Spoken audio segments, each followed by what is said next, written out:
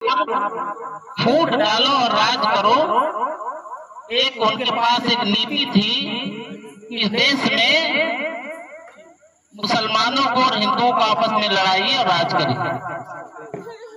ये वही भाजपाई और संघी लोग हैं जो उनकी विचारधारा से ही प्रेरित है। आजादी की लड़ाई में इनके पूर्वजों का कोई योगदान नहीं है।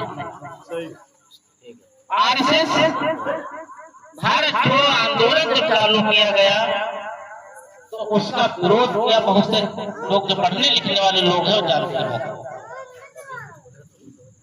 तो भारतीय जनता पार्टी जो संघ से आरएसएस से निकली हुई पार्टी है, जिसका पहले नाम था जनसंघ, 1952 में जनसंघ की स्थापना की गई।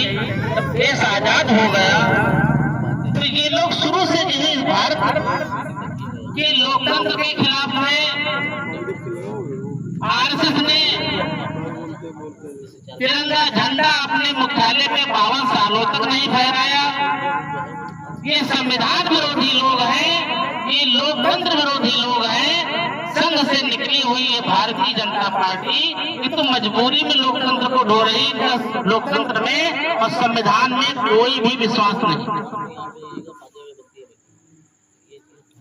और ये इन्होंने अपने आचरण से, अपने काम से साबित किया है कि हमारा संविधान से कोई वास्ता नहीं। संविधान एक लिखा हुआ दस्तावेज है बाबा साहब का, वो रखा है, उसमें कोई काम नहीं हो रहा, सब मनमानी और गुंडागर्दी हो रही है।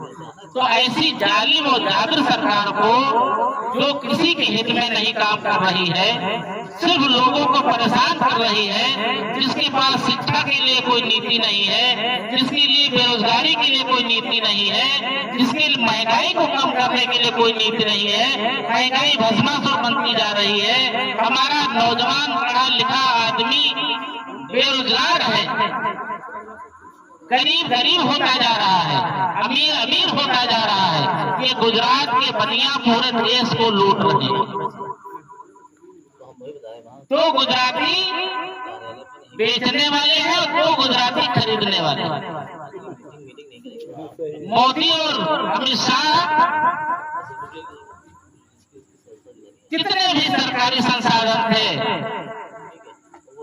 सबको बेचने का काम कर रहे हैं। हर चीज को प्राइवेट सेक्टर में दे दिया, और तो खरीदने वाले हैं अंबानी और अडानी, वो खरीद रहे हैं, ये तो बेच रहे हैं।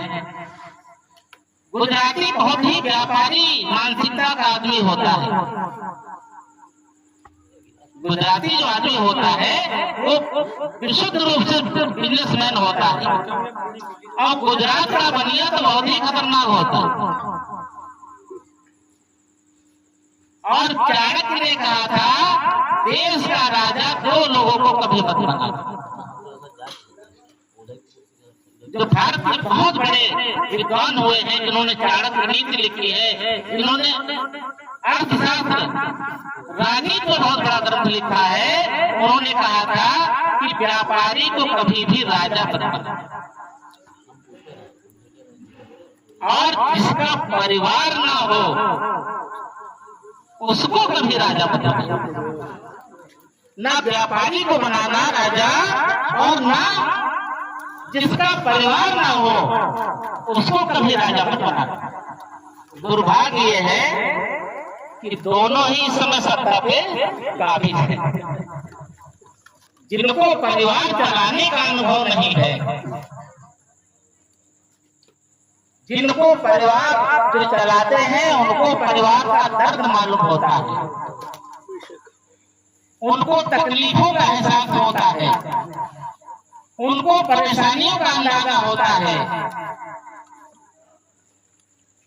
जिनको परिवार चलाने का अनुभव नहीं है, जिनको परिवार का दर्द नहीं है, उस समाज और देश प्रदेश का क्या दर्द महसूस क्या बताइए आप। इसीलिए ये स्थितियां परिस्थितियां बनी हुई है। ये सैद्धांतिक बात है, और ये हिंदू मैथोलॉजी से बात कही गई। हिंदू दर्शन इस बात को बताता है, किसी और धर्म से बात नहीं कही गई। लेकिन लोकतंत्र है, जनता की भावना का सम्मान हम भी करते हैं, लेकिन इतनी अत्याचारी भ्रष्टाचारी, देखिए भ्रष्टाचार चरम सीमा पर। लोग बताते हैं जो काम पहली सरकारों में 500 में होता था वो काम 5000 में भी नहीं हो रहा। क्यों श्रीवास्तव, ऐसा ही है। आप लोग कचहरी से और तहसील से संबंध रखते हैं, इसमें वास्तविकता है नहीं है। और किसान कि बताते हैं आय दुगनी हम कर देंगे 22 तक, अब तो 26 आ गया, अभी दुगनी। भाई किसी किसान की दुगनी आय हुई हो तो बताया हमें। Low battery, please charge. दुगनी अगर किसी की आय हुई तो बताया हमें। अरे जो खेती से संबंधित चीजें हैं वो इतनी महंगी हो गई है, खाद पानी, उसमें जो हमारी कीटनाशक दवाइयां हैं, जो भी कृषि से संबंधित चीजें हैं वो इतनी ज्यादा महंगी हो गई है कि लागत किसान को नहीं मिल रही है। दुगनी आय तो आप छोड़ दीजिए। इसलिए भाई ये किसान विरोधी है।